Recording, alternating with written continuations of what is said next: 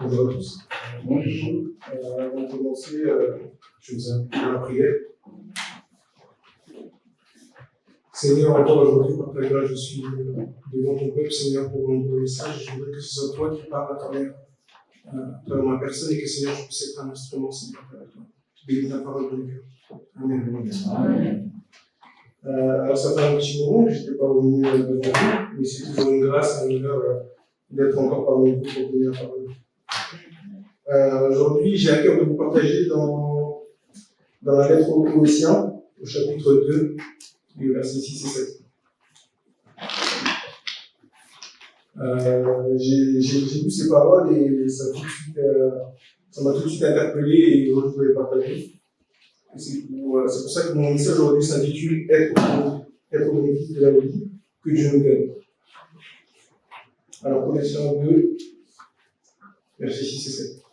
Vous avez reçu le Christ comme Seigneur, et bien vivez, unis à lui, Plongez vos racines en lui, construisez votre vie sur lui. Restez solidement dans la foi qu'on vous a appris et remerciez Dieu avec beaucoup d'ardeur. Alors, ça paraît évident quand on est chrétien et quand on est de la foi, mais c'est beaucoup plus profond et beaucoup plus spirituel qu'on peut penser. Le premier volet que j'ai pu apercevoir dans ces versets, c'est une responsabilité accompagnée d'un engagement personnel. S'engager avec Dieu, c'est savoir se débrouiller, se déconstruire et s'abandonner. Il faut passer par ces 3 étapes-là, parce que l'homme tout seul, il est perverti. C'est-à-dire qu'en nous vit le péché, malheureusement, à travers la chair. C'est laisser la place à Dieu, et si je vais plus loin, c'est laisser Christ vivre en nous, afin que nous, on puisse totalement lui laisser la place. Et vivre avec Christ en nous, c'est lui laisser la place parce qu'il y a une vie spirituelle. Et c'est tellement vrai que le salaire du péché, c'est la mort. C'est-à-dire qu'il y a des conséquences à nos manquements spirituels. Et malheureusement, comme je le disais, on est esclave du péché et il a fallu le sacrifice ultime de notre frère Jésus sur la croix pour nous sauver. Mais alléluia, alléluia, et gloire à Dieu puisque nous sommes sauvés. Amen. Nous sommes justifiés. Amen. Et cet amour que Dieu nous donne à travers ces sacrifices, on peut le mettre à profit pour entrer dans son plan et être au contact de lui au quotidien. Et ça se manifeste de tellement de manières. C'est préférer dépendre de lui plutôt que de notre propre personne, mais c'est préférer aussi choisir en fonction de sa volonté plutôt que de nos envies. Rentrer dans le plan de Jésus, c'est beaucoup plus que de l'obéissance. Ça va encore plus loin. On rentre dans quelque chose qui nous dépasse. C'est s'abandonner, comme nous disons. Et puis, c'est aussi voir de la grâce, là où on est tenté de voir de la condamnation, c'est voir de la consolation et du réconfort lorsque nous sommes dans la détresse.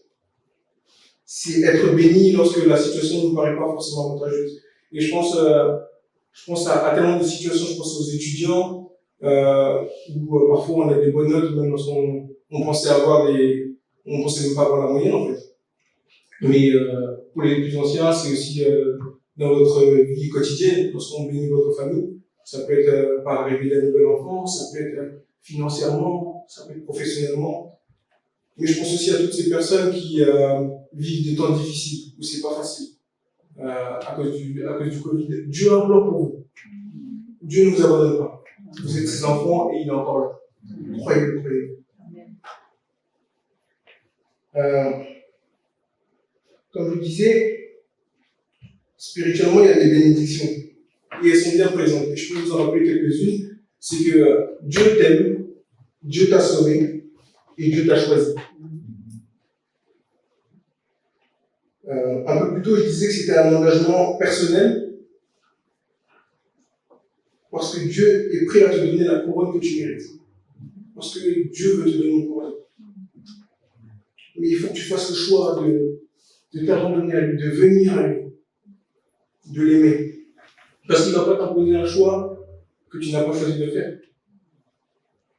Il ne va pas te forcer accepter une vie que tu n'as pas choisie. Mais il peut te rendre.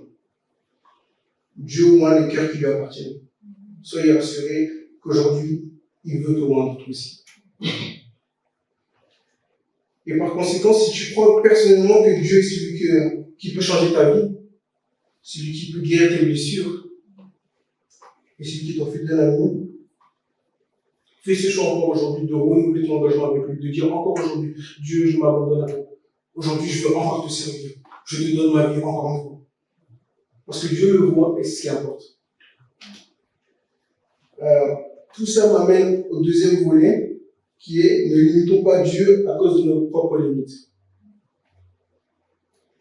C'est si simple et pourtant c'est bien ancré dans nos mœurs que lorsque nous sommes limités, Dieu l'est aussi. Parce que nous, on ne peut pas le faire, nécessairement Dieu ne peut pas non plus le faire. Mais c'est faux, ça n'a jamais été vrai et ça ne sera pas encore aujourd'hui. Dieu est sans limite. Mais si on développe une relation avec notre Seigneur Jésus, il peut pallier à nos carences, il peut pallier à nos défaillances et à nos imperfections. Ce qui m'amène à vous poser cette question, savez-vous pourquoi Dieu privilégie une relation à une religion? Alors, si on prend la définition de religion, elle se caractérise comme un rapport de l'homme à l'ordre du divin ou d'une réalité supérieure tendant à se concrétiser sous la forme de systèmes de dogmes ou de croyances, de pratiques rituelles et morales. Alors, si on lit ça et qu'on se plonge un peu plus sur le sens des mots, on comprend tout de suite que la religion a ses limites. C'est un système qui a été créé par l'homme et qui, du coup, a des imperfections. Dieu n'a jamais dit que nous devions former un corps compris dans une religion, que nous, avant toute chose, nous devions former une religion. Il n'a jamais dit également qu'il fallait une religion pour accéder au salut. Mais ce que Dieu dit, et c'est là où c'est beau, il dit que nous devons former une communauté fraternelle, où mon père a nos frères qui pleurent, on se réjouit avec ceux qui se réjouissent.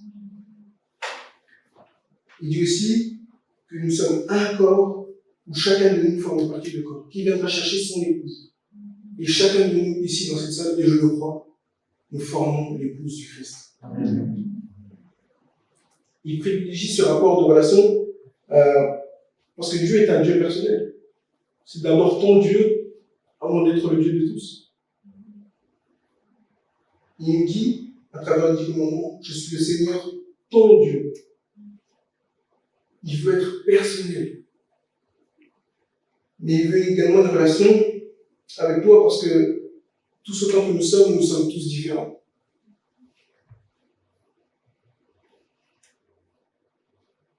Et par conséquent, on n'a pas les mêmes besoins.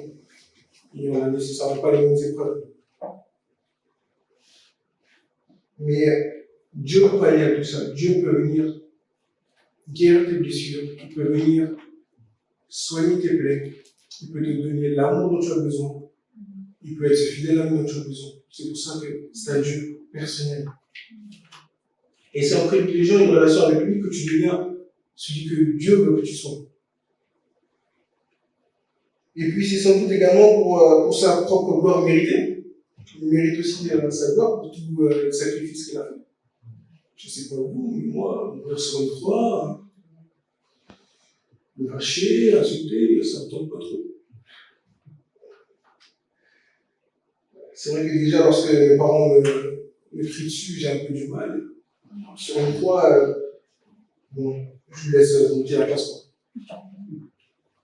Mais c'est seulement pour sa gloire que Dieu nous exhorte à privilégier nos relations.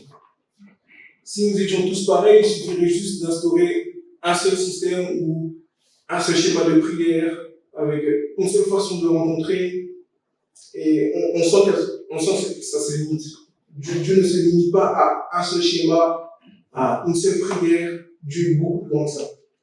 Et si je devais l'illustrer, si je devais vous demander ce matin de me dire la quantité d'eau que contient tous les océans de la terre, vous ne seriez pas capable. Mais Dieu l'est, et il est tellement grand qu'il connaît le nombre de cheveux sur nos têtes. Le nombre de cheveux sur nos têtes. C'est assez incroyable. Euh, pour ceux qui ont pu suivre un peu mon évolution, vous remarquerez que je vais principalement graviter mes messages autour de la notion d'amour, puisque c'est quelque chose qui me touche énormément. Et parce qu'à juste titre, la Bible gravite autour de la notion de pardon et d'amour. Et pour répondre à la question qui forme l'objet du message aujourd'hui, être au bénéfice de la vie que Dieu nous donne indique que nous fassions quelque chose. Et ces quelque chose sont le service et l'écoute. C'est pour ça que dans un troisième volet, on parlera d'être au bénéfice de la vie que Dieu nous donne, c'est servir, aimer et écouter. Alors souvent, on lit notre Bible au prisme de ce que l'on conçoit, de ce que nous, on pense de la vie, des fondements, de notre philosophie. Mais il faut bien comprendre une chose, c'est que la Bible, elle vient choquer. Parce qu'elle bouscule toutes nos vérités et qu'elle établit la vérité. Et à ce moment-là, ça change radicalement ce qu'on dit. Si on prend la notion d'égalité dans la Bible, si on regarde dans le rapport dont j'ai avec notre frère et sœur, le monde aura tendance à dire que nous devons privilégier notre relation avec notre frère et sœur dans un système égalitaire où c'est tout le temps pareil, où toi et ton frère et ta sœur, vous êtes pareils. Or, la Bible, et là, ça bouscule tout ce qu'on peut concevoir, c'est que la Bible nous incite à radicalement nous soumettre à notre frère et sœur. Philippiens 2, au verset 3, nous dit: ne faites rien par esprit de parti ou par vaine gloire, mais que l'unité vous fasse regarder les autres comme étant au-dessus de vous-même. Donc notre frère, notre sœur, est tout au-dessus de nous. Bibliquement parlant, cela se traduit par la fraternité, la soumission par le service. C'est se voir comme étant débiteur de mon propre frère, de ma propre sœur. Mon frère a-t-il besoin que je l'aide? Si oui, comment je peux le faire? Par quels moyens? Mais le service pour le frère ou la sœur se traduit aussi de manière tellement différente. Ça peut être la prière, ça peut être l'entraide, ça peut être le respect, ça peut être l'amour, ça peut être consacrer du temps. C'est tellement de manières diverses et variées. Le service, c'est aussi écouter. Écouter la parole que nous délivre ces mots en Jacques 1, verset 9. Ainsi que tout homme soit prompt à écouter, lent à parler, lent à se mettre en colère. Prompt à écouter. Écouter est une qualité difficile à obtenir même pour les meilleurs d'entre nous. C'est dur d'écouter. Si je prends un exemple un peu plus quotidien, 3 heures de cours de finances publiques, c'est bon. C'est bon. Les finances publiques, c'est très long. Mais on a tous quelque chose comme ça où c'est difficile d'écouter, de rester concentré. Mais écouter, c'est pas rester passif. C'est pas attendre que l'autre ait fini de parler pour direct attaquer et voilà ce que j'ai à te dire. Non, écouter, c'est plus profond que ça. C'est arrêter d'être dans notre pensée pour rejoindre la sienne de pensée. C'est se mettre à sa place. Écouter, si on est un peu plus profond, c'est s'abandonner. À l'instar de Jésus et de Dieu qui intercède pour nous auprès du Père, écouter, c'est être actif.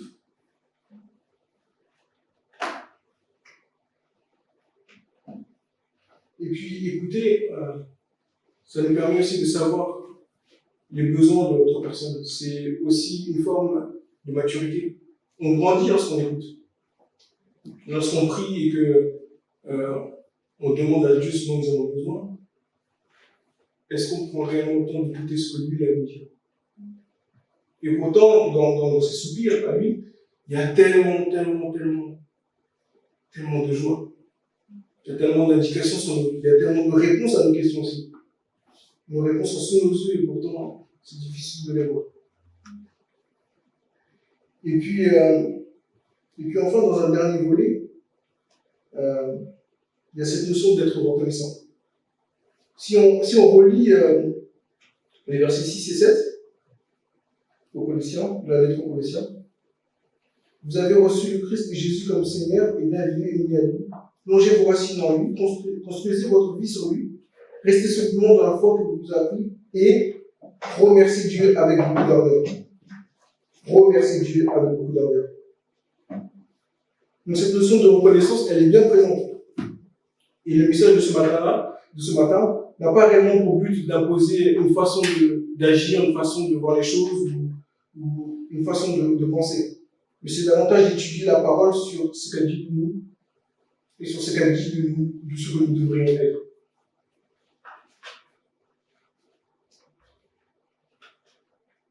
Et l'un des aspects qui se caractérise souvent chez tout un chacun, et moi le premier, c'est le manque de reconnaissance. Dieu établit tellement de bénédictions, de grâce et de joie dans nos vies que parfois ça vient même à nous séparer de lui. C'est-à-dire qu'on est tellement béni qu'on oublie même de le remercier ou de lui dire merci Seigneur pour ta grâce, merci parce que tu as encore agi. Et tant de fois il a agi sans même que nous ayons à parler. Il nous oublie même de le remercier. Si on veut comprendre pourquoi on n'est pas toujours à disposition de Dieu, il faut résoudre un problème qui est celui de nous projeter dans le futur alors qu'on n'y est même pas prêt. C'est cette capacité à toujours dire voilà, bon, aujourd'hui j'ai pas été bon, mais demain je ferai mieux. Il y a un aspect de procrastination dedans. C'est dire bon bah demain je ferai mieux. Dans 5 ans je serai meilleur. Et oui, force est de constater que le temps ne nous appartient pas plus que notre vie. Et à cette occasion-là, j'ai mené ma propre expérience et j'ai essayé de comprendre un peu le pourquoi du comment, de savoir pourquoi on se projetait autant. Et j'ai regardé une vidéo d'une personne qui expliquait que psychologiquement, même pour les chrétiens, ce qu'on faisait, c'est qu'on se laissait consumer par nos regrets, par nos remords, par tout ce qu'on n'a pas fait, par nos manquements. Et qu'alors on se tournait vers le futur pour espérer mieux que ce que nous ayons déjà. Bon, c'est un peu compliqué, mais c'est pour dire que on regrette tellement de choses qu'au lieu de nous concentrer sur ce qu'on peut faire maintenant, dans l'instant présent, on regarde devant nous. Et c'est tellement dommage parce que Dieu nous offre le présent où on a plus ou moins contrôle de nos vies, où on peut agir et on n'utilise pas à profit. Et sachez que, chers frères et sœurs, le pardon nous est offert pour quelconque acte que nous ayons commis. Ce que Dieu attend de nous, c'est que nous soyons maintenant avec lui, dans l'instant présent, que nous lui appartenions aujourd'hui, que nous espérions aujourd'hui, que nous ayons la foi aujourd'hui. Parce qu'avant toute chose, Dieu n'est pas un Dieu du futur ou un Dieu du passé. Il ne dit pas je m'appelle je serai ou je m'appelle j'étais. Il dit je m'appelle je suis. Tu diras que je m'appelle je suis. Alors si nous allons donc au bout du raisonnement, remercions Dieu pour tout ce qu'il a fait, pour tout ce qu'il fait et pour tout ce qu'il continue à faire. Et sachez aussi que ce dont nous avons besoin, il nous le donnera. Et il nous rendra heureux. Ayez la foi que Dieu est là encore. Dieu est présent. Et si je devais finir par un verset, ce serait celui de la lettre dans 2 Timothée 3, au verset 14. Quant à toi, tiens ferme dans ce que tu as appris et reconnu comme certain, sachant de qui tu l'as appris. C'est cette invitation-là à garder la foi. Ce que Dieu vous a donné comme enseignement, gardez-le dans votre cœur. Rappelez-vous des promesses qu'il vous a faites. Il les tiendra. Toute cette espérance, elle est là. Dieu, il reviendra encore demain te chercher. Parce que tu es son enfant. Il ne t'abandonnera pas. Alors si je veux finir, c'est cette invitation-là à garder la foi. Restez accrochés au Père. Il vous regarde et il vous aime. Que Dieu bénisse sa parole dans nos cœurs. Amen.